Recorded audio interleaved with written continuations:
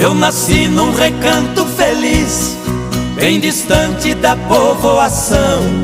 Foi ali que eu vivi muitos anos, com papai e mamãe e os irmãos. Nossa casa era uma casa grande, na encosta de um espigão. Um cercado pra par tapeceiro e ao lado um grande mangueirão.